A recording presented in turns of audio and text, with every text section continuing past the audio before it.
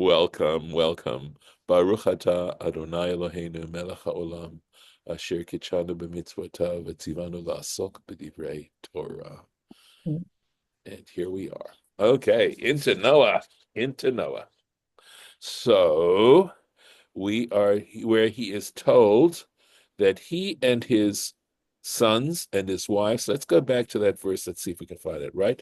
V'hakimoti et briti itach, I shall establish my covenant with you.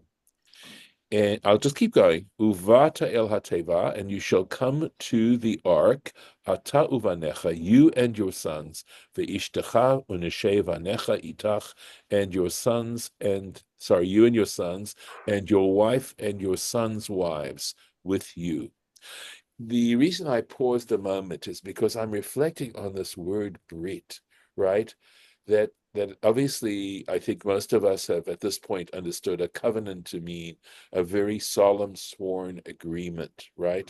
That in general, right? There is this Brit to do with this Brit with Noah, right? Which basically I think is saying that if Noah builds the ark and does what God tells him, God will help him to survive the flood. That's the agreement. So in other words, what Noah has to do, what God has to do, and then there's the Brit Haaretz, there's the covenant that God has with the Jewish people, the descendants of Abraham, Isaac, and Jacob, with the land of Israel, that covenant, that agreement, and then there's of course the Brit Milah, that is the covenant of circumcision that God establishes with Abraham. And for a long, long time, I've thought that Brit Milah has a direct connection to immortality.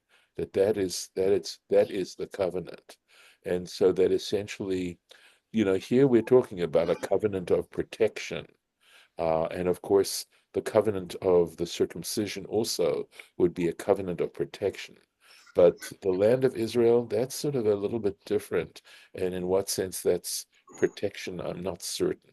It doesn't fit the pattern quite so well. So just the thought that Brit, that notion of Brit is not just the idea of a sworn agreement, but the idea of God, when God makes such a Brit, that it involves deep protection of some kind. So just a thought.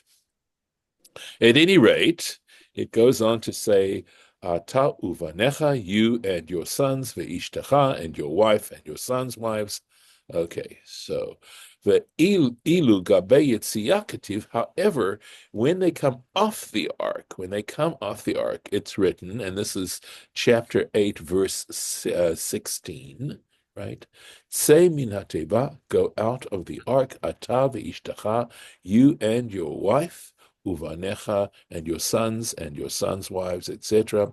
Amar Rabbi Yochanan, said Rabbi Yochanan, melamed, this teaches you, shebeknisatan ne'esru b'tashmish hamita, that initially, when they entered the ark, they were forbidden to perform sexual intercourse. Tashmish hamita literally means service of the bed. That's what it means. Mita is a bed. Shimush is to serve in some way or to use of the bed, but it's a euphemism which has the meaning of sexual intercourse. So that particular diuk of the order of the phrases. Now, obviously, procreation on the ark would be very, very tough, right? The other piece, though, has to do with the pleasure and the enjoyment. And this idea, which runs through several examples of not taking pleasure, personal pleasure when others are suffering, in the midst of suffering, that's inappropriate. And the idea in which our lives are so intertwined that we should recognize that. And to that extent, at any rate, have some empathy with what's going on around us. So that's the reasoning behind this. Let's take a look at Kaf Vav here. I'm going to try. There it is. Uviyitziatan utru. And when they went out, they were now permitted to engage. V'hainu shebeknisa tziva likanes hazcharim levad. He's just explaining the nature of the drash here, how it's working, and that is to say that when they went in, when they entered the ark, God commanded to go in that is the males alone and the females alone. Uvitzia, however, when they emerged from the ark, he then gave permission to the males and the females to go out together. And check further what is written b'inyan concerning this particular issue, the command below, b'pasuk hadiskar b'yitziyah, regarding the verse, these comments he's going to make regarding the verse that refers to their emerging from the ark, and that's chapter 8, verse 16. Next. So here we go. We can take a look at the verse. Umichol chachai, and from all the living, or all that is alive. Mikol basar, from all flesh. Shnaim mikol, 2 of each. Tavi, you shall bring. El hateva, into the ark. Lahachayot itach, to remain alive with you. Zachar unkeva, they shall be male and female. So, umikol hachai, etc. And from all that is alive. Amar Rabbi Elazar, said Rabbi Elazar, mi nayin, from where do we derive the idea, the mechusar aver, that an animal that is missing a limb, she'asur livnei Noach, that it is forbidden to the sons of Noah. Now, he's going to explain that what we mean here is to bring as an offering, to bring as a sacrifice, that kind of blemish makes the sacrifice inadmissible for a non-Jew. Dichtiv, how do we know? It doesn't mean that it's permissible for Jews, okay? But it just means that they're also included in that. That's the notion, that they don't have, that the standard for them is the same. Dichtiv, as it states, umikol hachai, and from all the living, mikol basar, from all flesh, shnaim. So there is a circumlocution here. There's a redundancy, mikol chai and mikol basar. Do you notice that? So, what is this hachai, that which is alive, of all flesh? Shnaim, 2. Mikol tavi, and again, mikol, from all you shall bring into the ark. So we've got this umikol, and you got mikol, and we got mikol. So why this repetition of the word kol? Amra Torah, the Torah is telling us, have behema, bring animals, shechayin rashe evarin shela, whose arms and legs, rashe evarim, are the protrusions, the extremities, are still alive. That's why they cannot bring. So, all right, that's all it says. It's not saying it in regards to offering in that verse, right? So we'll need to deal with that. So here we got this Bnei Noach, this sons of Noah or descendants of Noah, that particular expression. And here Torah Temimah is going to explain that. Let me find the place. I thought, make sure I have the right place. Kaf Zion, there it is, right? Klomar, that is to say, la korbanot shelahem, referring to their korbanon, their korbanot, their offerings, their sacrifices. V'hashem b'nei Noah, and the term b'nei Noach, sons of Noah, descendants of Noah, hu tar, it is a description, l'chol umot haolam, for all the nations of the world, levad Yisrael, with the exception of Israel, the Jewish people. Kemoshe katavnu la'el, as we wrote above, but Parshat Bereshit, when we were discussing Parshat Bereshit, the Parshat Bereshit, and the reference is chapter 2, again, verse 16, Ye'u Yansham, check it out there, Betam Hadavar, for the reason of this particular appellation of Bnei Noach. And it's a fairly simple one. We can look at it, but I'm thinking to myself, I don't want to take the time. I can reference it back quickly. But basically, what we're saying is because we know that all the nations of the world were basically descended from the three sons of Noah, and since all the nations in all the lands, all the places, according to the Torah here, were descended from Noah, that's why they're referred to as sons of Noah. Going on now, we still got to discuss this business of mechusar evarim, that they cannot bring offerings that are lacking in an appendage, like an arm, leg, etc., nose, that kind of stuff. Pashut, it's clear, the Darish Yitur Halashon Mikol Hachai, that he is expounding on the redundancy of the language Mikol Hachai, from all that is alive, right? So from all that is alive, has to be all. That's how he's understanding it.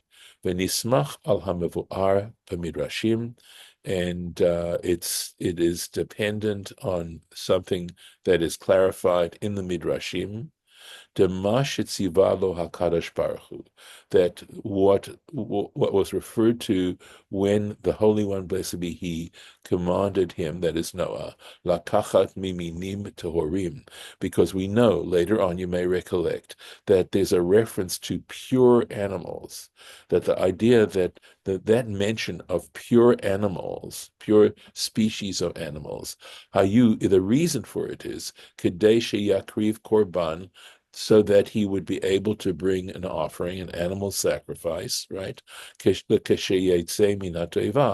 he would come out of the ark, when he'd emerge from the ark. And that's, of course, and in fact, of course, it's written below. Chapter 8, verse 20, Vayiva Noach Mizbeach, it says there, Noah built an altar, Lashem, to the Lord, Vayal Lord. And he offered up whole offerings, which were from those pure animals. Remember, he was told to bring 7 of those. And because he commanded him, be'inyan shelo yikach mechusar, and because he was telling him that he was not to take an animal that was missing a limb or something, mechusar aver, missing a limb, shmamina, we can derive from that, shezeh asur livnei Noach l'korbanot, that sons of Noah are forbidden to bring that in their offerings, that when they offer up sacrifices, they must make sure that the animal is not missing any limbs. Going on, the Tosafot. So the Tosafot, of course, are essentially the scholars who were Rashi's grandchildren, right? They were the men who married Rashi's daughters. Rashi did not have sons, so his daughters married scholars, and their comments are mentioned, of course, in the Talmud, and they are very, very subtle and amazingly have amazing background to them in terms of their knowledge of the Talmud, etc. And very often they are questioning Rashi.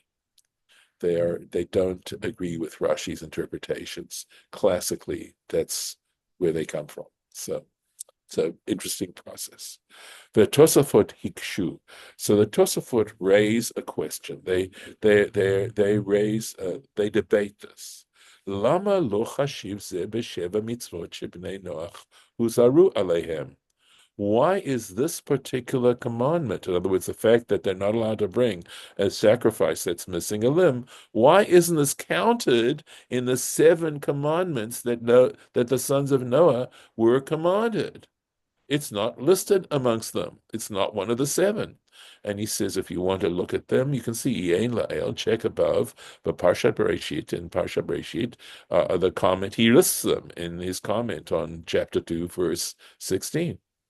The Katvu Harbe Bazeh, and they wrote a lot about it. I assume he's talking about Tosafot. He could be talking about subsequent commentators, but there was a lot they had to say about this particular subject. Why wasn't it included? And to me, it's fairly straightforward. He says it's simple. We'll see whether you think his explanation is so simple. It is straightforward. It's not long. It's not complicated. But whether I'd call it simple, I'm not so sure. But anyway, we're going to go on. The mitzvah zo haita rak l'shata.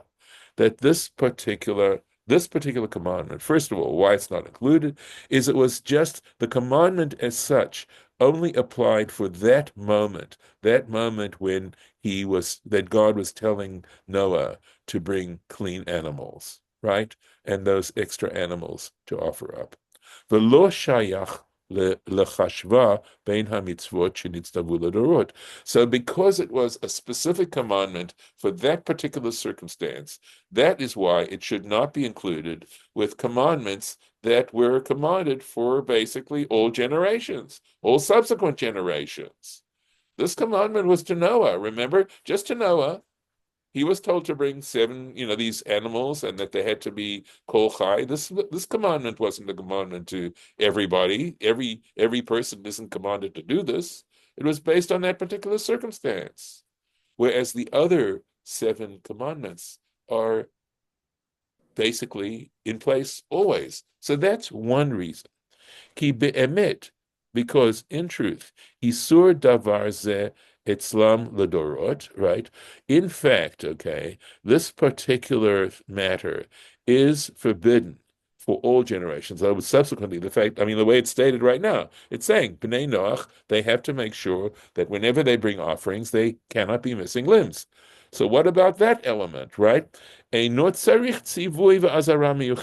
doesn't require a specific commandment. In other words, the concept of the sons of non-Jews having to make sure that their sacrifices are not missing limbs, it doesn't need a specific commandment for such a thing. Whereas in the other cases, they do require specific commandments. Why? Why not? Ya'an, for the reason, the mekevan the ikar mitzvatam bekorbanot, because essentially the essence of the commandment to non-Jews regarding sacrifices, yalfinan, we learn it out mechiyuv Yisrael, from the obligation of the Jewish people. Kemevuar, as is explained. In other words, the very idea that non-Jews bring offerings, bring sacrifices, it's learned out in the context of the commandment to the Jewish people to bring offerings and sacrifices, Kemevuar, as is clarified, but Parshat Emor, in the Parsha of Emor in the book of Leviticus, where it says, Ish mi Beit Yisrael, where it says, every man from the house of Israel, Asher Yakriv, who brings an offering, etc. V'darshinan ish. And so the question is, why this circumlocution, right? Why this redundancy of the word ish? We learn out ish, that it's ish, lerabot hanochrim, right? Which is to include non-Jews, shenodrim nidavot k'Yisrael, who are making a vow, right? Who make vows to bring offerings just like an Israelite, right? To bring these offerings. The imkain, and if that is the case, mikevan de yalfinan Israel, that we learn this whole concept of non-Jews bringing offerings, that they can bring offerings as well. We learn it from the Jewish people, from the mitzvahs given. Lachen, for this reason, mimela kaimui bazeh b'dinei Israel. Obviously, if they learn it, if that whole concept is learned out in the context of the Jewish people bringing offerings, well, then if that's what, then obviously the non-Jews also have to do it the way the Jewish people do it. Okay? V'chol sheba Yisrael pasul b'korbanot, and anything with regards to an Israelite exempts an offering, right? In other words, makes an offering inappropriate, pasul gam baho. It's going to also be inappropriate for them. It's not going to count for them either. V'afalpi, and despite the fact Dagam bebanot didhu asurim bazeh, right? That even in their altars they are forbidden regarding this. Im kolzeh, in other words, we know that non-Jews brought offerings, not as gifts necessarily, right? We learned the context from if a non-Jew wants to bring an offering to the temple, right? That they must make sure. And he's saying, despite the fact that we're saying this applies also to non-Jewish temples, right? Where they bring sacrifices.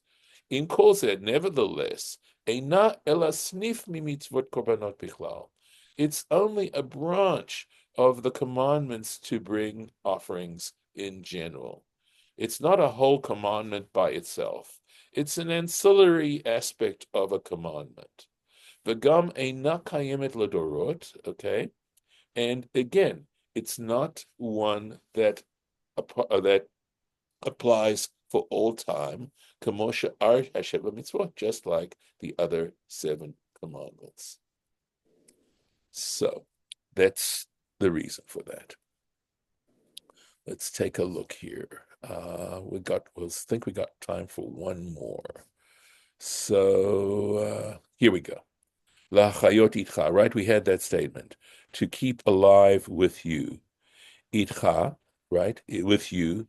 Bedomin lecha. In other words, these animals have to be like you. Lemeute trefa. To exclude a treifa. A treifa is an animal that has some kind of injury to it. Treifa itself means torn, and essentially the halachic implication is that the animal will not survive for a year. In other words, if the animal has some blemish or injury that would prevent it from living out for 12 months, it is considered treif. The Dilma, and possibly, wait a second, they're saying, okay, so it's the Chayot itcha, with you, right? And he's saying, itcha bedomin lecha. In other words, with you means together with you, meaning that the animals have to resemble you. They have to be like you. So the Gemara questions, Vidilma, well, perhaps Noach gufei trefa. Maybe Noah himself was trefa. If Noah himself was trefa, then trefa animals would be allowed, right? If we go with this particular drush, then if Noah's treif, then the animals could be treif too. Lo salkadada. Don't take that. Don't even consider it. Shouldn't arise in your mind. To Amar le Rahmana, that the merciful one would say to Noah, Kavatech ayel, bring animals like you, Shleimin lo ayel, and that God was saying to Noah, and don't bring healthy ones. In other words, if they were going to be like Noah, and Noah himself was treif, then God would be telling Noah, if we understand this drush and apply it, that Noah should bring treif animals, right? And why would God be telling Noah to bring animals that wouldn't survive for a year with him? So, reductio ad absurdum, right? Let's take a look here. Kaf tet. It's right here. Let me find it. Here it is. So that's the point. He says a treifa animal will not survive for 12 months. But that was exactly how long the flood lasted. And if they were treifa, they would die on the ark. They wouldn't survive. Right. So just the idea of God commanding Noah by kavatech, he's going to say, bring non-healthy ones. He says, v'yein od, he simply says, and see further, hashayach lidrashazo, that the thoughts that apply to this particular interpretation, bereish parsha haba'ah, at the beginning of the next parsha, haba'ah b'pasuk lachayot zera, right? So he's talking about the next chapter, I believe is what he's saying here, in the verse that says lachayot zera, to make sure that seed was to survive, masha katuv sham, what is written in that particular location. So that's what we have for today. One moment. So I'm happy to take any questions or comments that you might have. I'm just going to mark the place for next time, for Sunday. Okay. Stop the share. Okay. Any thoughts? Any comments? Oh, I hope you just found it interesting. Harlan, did you have something you wanted to share? Uh, yeah, I think Noah was a righteous man, but him and his sons and his wife were the only ones left on the earth. So they had to multiply to get the The world congregation full. repopulated? Yeah, be populated, and Mhm. finally it came into Abraham.